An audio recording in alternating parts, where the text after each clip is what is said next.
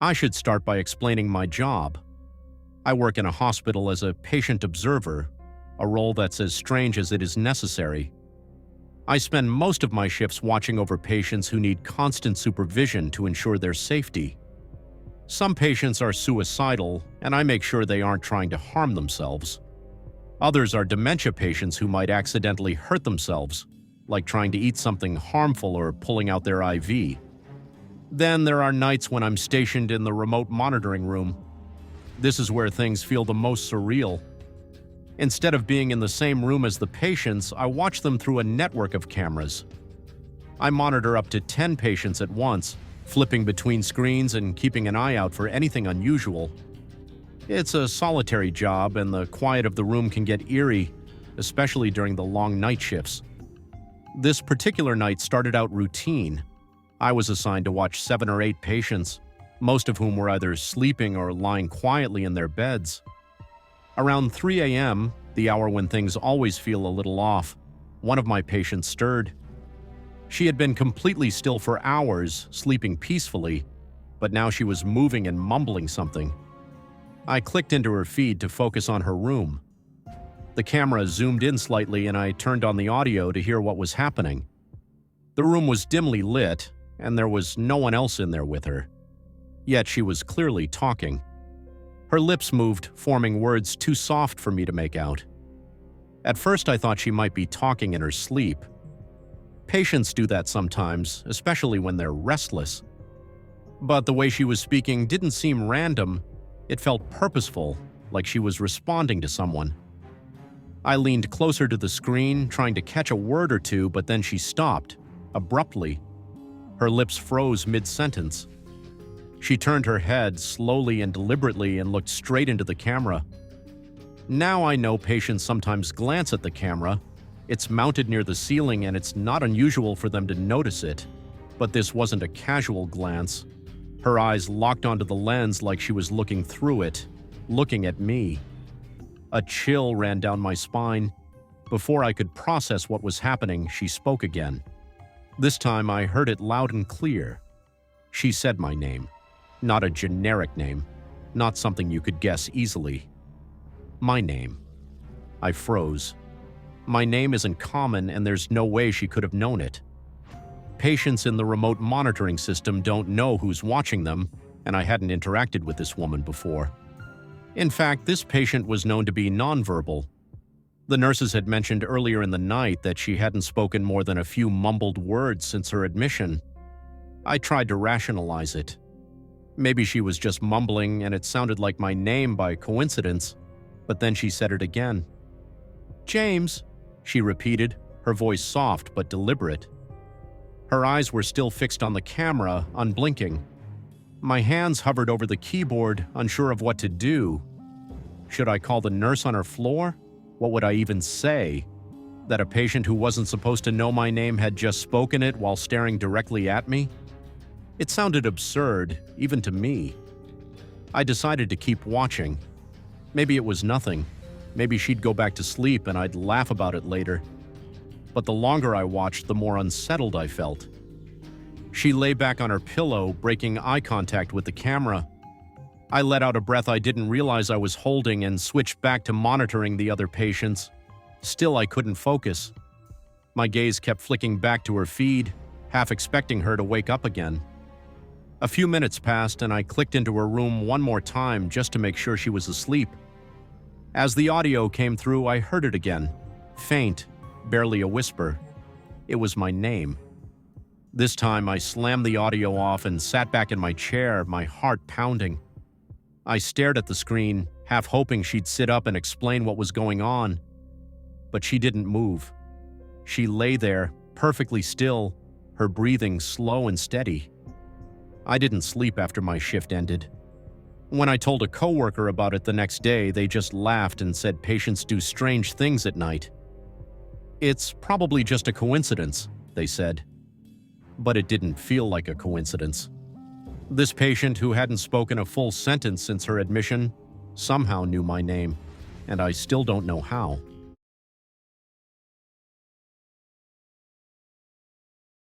I was 16 years female old with rheumatic heart disease.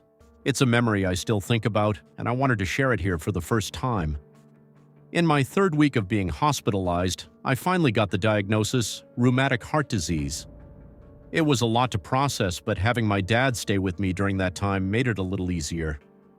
I was stuck in the coronary care unit, but my dad and I would go for short walks around the hospital to break up the monotony.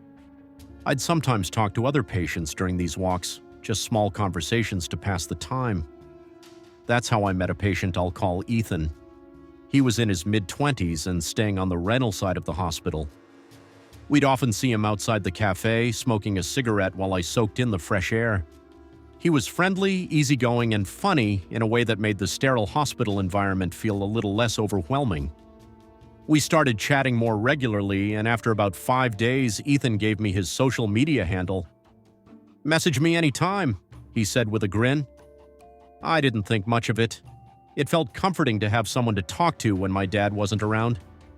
At 16, I wasn't the most socially confident, and Ethan seemed harmless enough.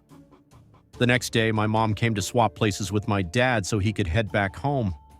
She hadn't met Ethan yet, so when she saw me talking to him on one of our walks to the cafe, she introduced herself. He greeted her politely, and nothing seemed out of the ordinary. Later that evening, my mom decided to grab some takeout for dinner. Hospital food wasn't exactly appetizing, and she thought some fresh air and KFC would do us both good. I stayed behind, scrolling through my phone to pass the time. An hour passed before there was a knock at my door. A nurse poked her head in, looking a little uncertain. "Hey, Ellie," she said. "There's a man at the door asking for you." "Do you know him?" My stomach tightened. I followed her out to the entrance, and there was Ethan standing awkwardly near the door. "Hey," he said, flashing a sheepish smile. "I just wanted to check on you. You haven't been outside today." Before I could respond, he stepped inside, shutting the door softly behind him. He dragged a chair closer to my bed and sat down, making himself comfortable like he belonged there. The casualness of it unsettled me. I stayed near the bed, my hand hovering close to the call button. "I'm fine," I said quickly, trying to keep the conversation brief. But Ethan didn't take the hint. At first, he kept things light, asking how I was feeling, but then his comments shifted. "You're so pretty," he said, his voice low and deliberate. "It's such a shame someone as beautiful as you is stuck in a hospital." I froze. The flattery felt wrong, invasive, but it didn't stop there. His questions grew more personal. "Do you have a boyfriend? How old are you exactly?" Then after a pause, "Have you ever thought about being intimate before?" My heart pounded as I edged closer to the call button. I tried to laugh it off, to steer the conversation elsewhere, but Ethan wasn't listening. His chair creaked as he shifted forward, inching closer to the foot of my bed. I was panicking, trying to figure out what to do when the door suddenly opened. My mom walked in holding bags of takeout, her face immediately tense as she took in the scene. "Hi," she said, her voice polite but firm. "We're about to have dinner now, so we'd like some privacy." Ethan hesitated, glancing between us, but my mom wasn't giving him a choice. She guided him out of the room and walked him all the way to the unit doors. When she came back, I broke down. Through tears, I told her everything: how uncomfortable Ethan had made me feel, how he'd shut the door, how I'd felt trapped. My mom's expression hardened. She immediately alerted the nurses, who assured her that Ethan wouldn't be allowed on our unit again. That night, I blocked him on social media. I stayed in my room as much as possible after that, only leaving for essential walks. I kept counting the days until Ethan was discharged, hoping I'd never have to see him again. Looking back, I'm thankful my mom came back when she did. I hate to think what could have happened if she hadn't.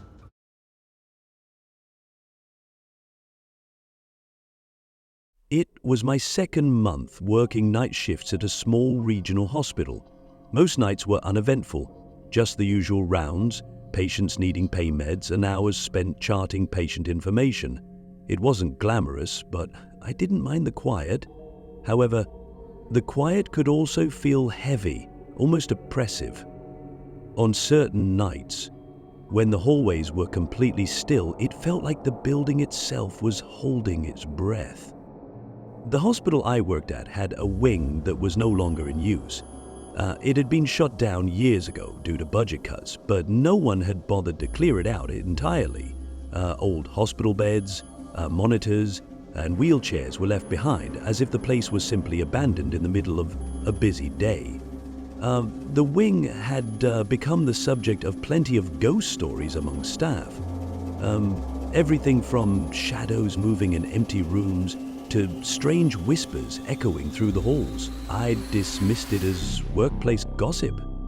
After all, night shifts could make anyone's imagination run wild. One night, I was asked to retrieve some patient records from a storage room at the far end of the closed wing. The storage room was just past the old ICU, which hadn't been used in nearly a decade. I grabbed my flashlight, it was policy to bring one, and headed down the hallway. The air was noticeably colder in this part of the building, and the silence felt different, heavier, like it was pressing against my ears.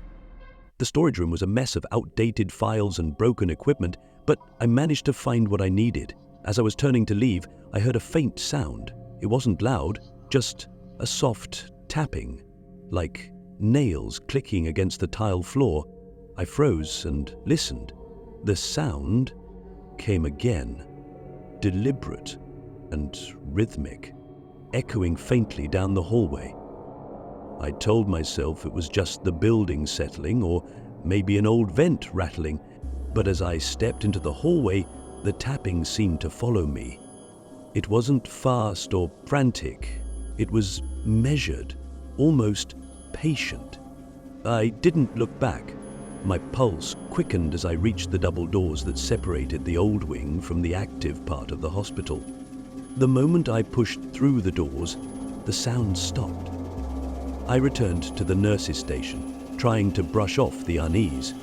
I told myself it was nothing, just my imagination. But that didn't explain why I felt like I wasn't alone down there. A few nights later, I was assigned to sit with a patient in the ICU. She was an older woman recovering from surgery. She was restless that night, waking up repeatedly and murmuring something I couldn't quite make out. Around 3 a.m., she suddenly opened her eyes wide and stared past me toward the door. "What is she standing there?" she asked, her voice trembling. My stomach dropped. I turned to look, but the doorway was empty. "There's no one there," I said, trying to keep my voice steady. She shook her head. "No, she's right there. She's been watching me all night." I felt a chill run down my spine. The patient couldn't have known this. Later that night, as I was charting, I decided to check the security footage out of curiosity. The camera outside the patient's room didn't show anyone, but something was off. At exactly 3 a.m., the feed glitched for a few seconds, flickering with static before returning to normal. I mentioned it to a senior nurse the next day, hoping for some sort of rational explanation. She just started laughing. I laughed it off as well, but the unease stayed with me. A week later, I was on rounds again, and one of the housekeeping staff stopped me in the hallway. She looked pale and nervous. "Have you ever heard anything weird in the old wing?" she asked. I replied cautiously. "I was cleaning near the double doors last night," she said, "and I swear I heard someone humming. It sounded like a woman, but when I looked down the hallway, there was no one there." I didn't know what to say. Even now, years later, I still think about those nights in the hospital. I tell myself it was just the isolation and fatigue playing tricks on my mind, but deep down, I'm not so sure if what I saw that night was real or not.